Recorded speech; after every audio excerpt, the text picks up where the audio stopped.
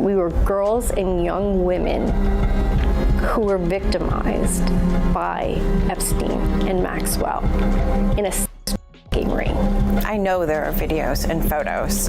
I know that Jeffrey had recording cameras in his house. Powerful people who caused us harm are being protected and we're being exposed. It is meant to silence us. Straight to jail for questioning at least Erika. Look, I have seen enough, ladies and gentlemen. I've seen enough. Erika Kirk should be dragged into a police precinct for questioning. Like I said, you can show me the person who disagrees with me on that after I will reveal to you what we can now confirm. You can show me that individual and I will show you a blown fraud. That's the only people that would disagree with that assessment. I said to my team this morning that the amount of evidence that is now piling up, I would say against Erika Kirk, is almost akin to an NBC Dateline episode, except it's actually more simplified than that. Like Dateline, that show is way too complicated. For years, Erika Kirk's name drifted quietly around the edges of the Epstein conversation. Easy to scroll past, easy to brush off, like it didn't carry any real weight at all. People would notice it for a second, then move on without thinking twice. No pressure, no reaction. Nothing that stuck in people's minds. But the moment one major name entered the picture, everything flipped fast. As soon as Ellen DeGeneres became part of that same discussion, the whole tone changed overnight. What used to be brushed off as casual talk suddenly turned into real questions. People stopped ignoring it and started paying closer attention. And now the pressure keeps building. Because if there's truly nothing there, why does it feel like certain reactions are getting a little too tense? Once Ellen's name got pulled back into the Epstein conversation, Erika was no longer being overlooked. Before that, her name stayed buried in... Hello, Sean Diddy Combs. How are you? I'm doing great. How you doing? I'm doing fantastic, thank you. Do you like being scared? I'm not going to scare you. Yeah, don't do that. No, I know. I'm not going to do it. I have to thank you because the last time you were here, you turned me onto Twitter. I knew nothing about Twitter, yes. And now it is so much fun. I'm playing so many games, yes. And I get to give things away and help people out. Yeah, you get to connect to the old forums, scattered comments, and clips that never gained traction. Easy to ignore, easy to forget. But the second Ellen got mentioned again, people circled back and started connecting pieces, and things got uncomfortable real quick. Ellen wasn't just some random celebrity in the background either. She had visible connections to Sean Diddy Combs. Not just quick encounters, but repeated appearances, shared moments, and very public praise. At the time, it all looked like normal entertainment, celebrities joking around, nothing serious. But now people are revisiting those same moments with a completely different mindset. And suddenly, it doesn't feel the same anymore. Diddy hasn't been formally placed into the same category as some other major names. But that hasn't stopped people from asking questions. Private events, exclusive guest lists, tightly controlled environments that stayed far from public view.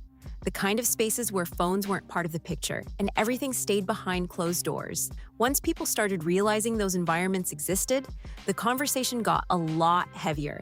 That's when the focus shifted to access. Who was allowed into those rooms? Who moved in those same circles? Ellen didn't just stay silent either.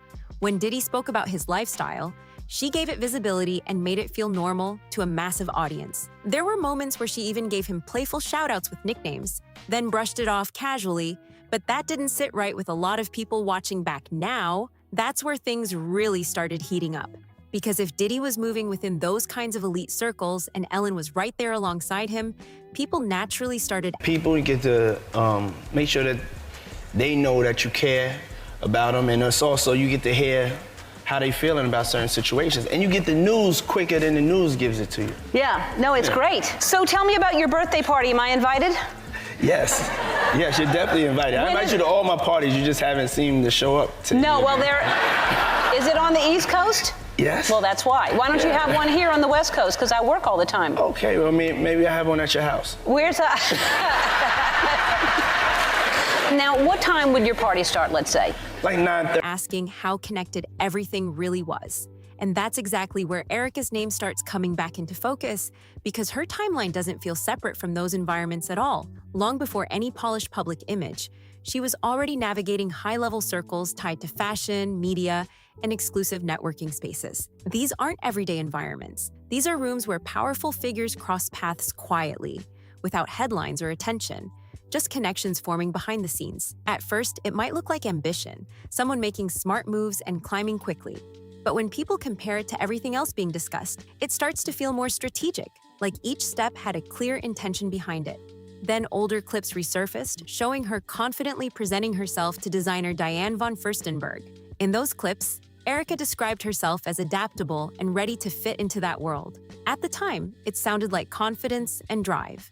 But now, that same word adaptable is being viewed very differently, and people are paying a lot more attention to what it could really mean. It starts sounding less like someone chasing opportunities and more like someone signaling they're ready to fit into whatever space gives them access. And once that idea settles in, it opens the door to even bigger questions about what those circles actually required behind closed doors.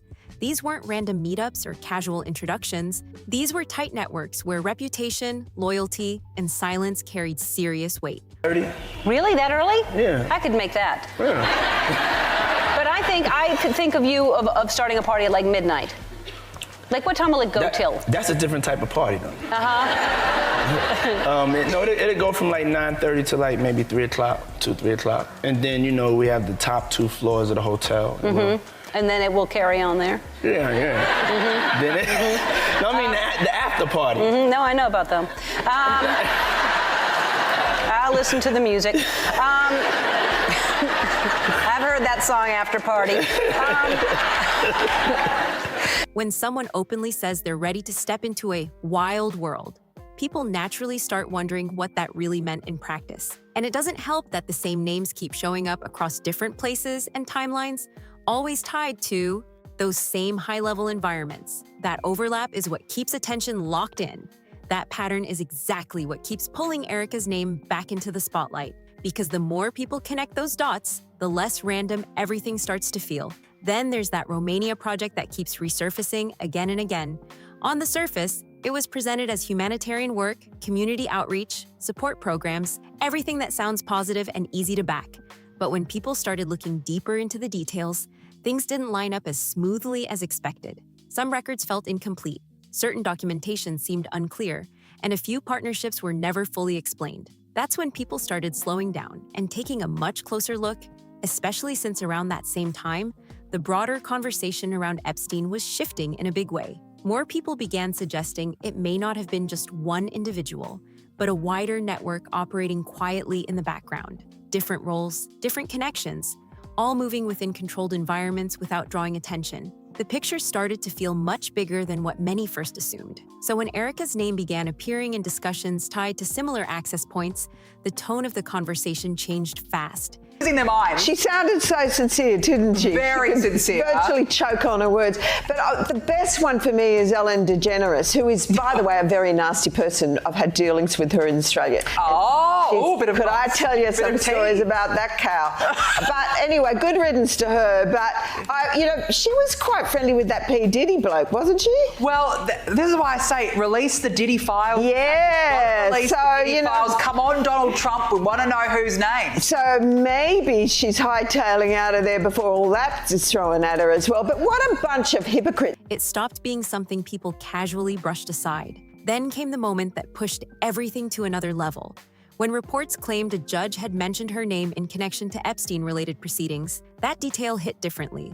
Because once a name appears in any kind of legal context, even in a limited way, people start paying much closer attention. It doesn't confirm anything on its own, but it raises the stakes and brings everything into a brighter spotlight.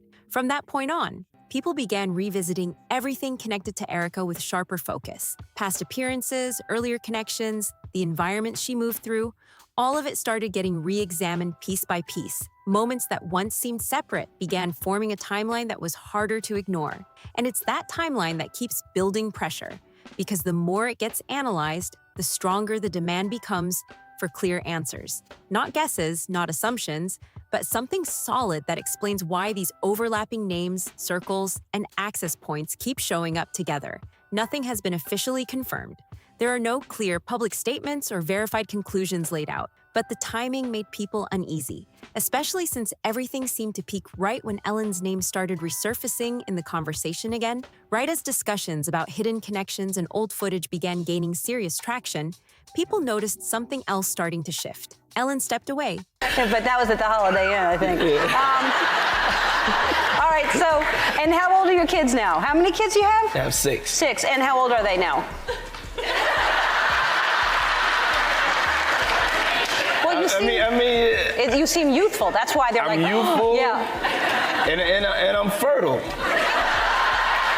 Is that going to be a new thing? Are you going to try to be early? Yes, I'm trying to be early. Are you going to be early for my party? Yes, I am. No. No.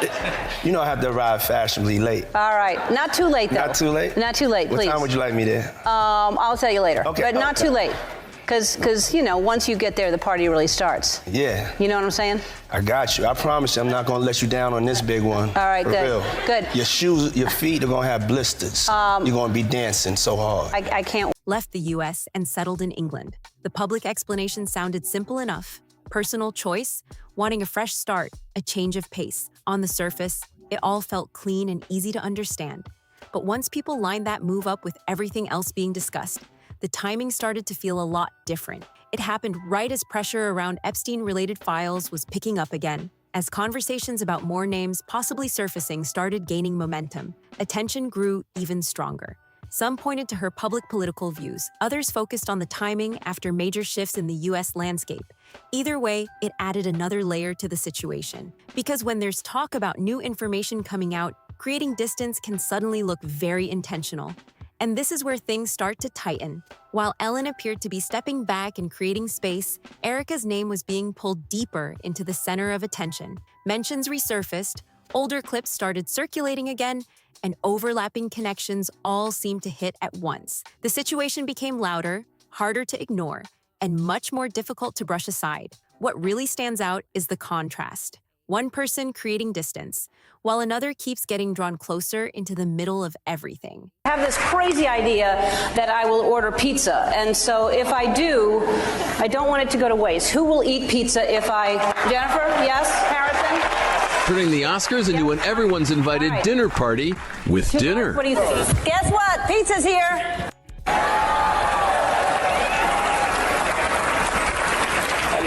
Come on down. Tomato sauce, we have cheese, we have different kinds. Who's hungry? Brad, Angie, yes? Pepperoni. Okay. What do you want? Cheese, that's a cheese. Cheese. Yeah. That shift is hard to overlook, especially when the same names, places, and timelines keep circling back again and again. It doesn't feel random anymore to a lot of people watching closely. At this point, people aren't just reacting to headlines. They're studying patterns, looking at how everything connects, questioning why certain overlaps keep happening. It's no longer about one moment or one clip. It's about a chain of events that keeps linking the same circles together. As those links get examined more closely, attention keeps building around Erika's past movements, the environments she had access to, and the people she crossed paths with. Nothing feels isolated anymore. Everything starts to look connected in a way that keeps the conversation growing stronger and stronger. Then there's that detail that keeps resurfacing. The word pizza. At first it sounds harmless, almost like a joke people wouldn't take seriously. But when people revisited materials connected to Epstein, they noticed that same word appearing multiple times in different exchanges. Some of those references were heavily redacted, with little context provided, and that raised more questions than answers. The frequency didn't seem to match simple explanations. And that's what made people start wondering if it always meant exactly what it sounded like. For some, it stopped feeling like coincidence and started becoming something harder to explain away. Then clips of Ellen casually using that same reference in different settings began circulating. That alone shifted attention again. Turning point. Doing all of that at the same time, that's a struggle for me. I can't get there. I don't think she was doing that because I keep not being born yesterday. It's so hard not being born yesterday. Also, if we're asking questions, how is it that Erika is always so tied to Eastern Europe? Why is she just like kind of floating around? Just this girl from Ohio? How does she get linked to Romania and the United States Marines? And today, I should be clear, she presents it as though she was just sending gifts. That's kind of the new. Because people started looking at those moments with a completely different perspective.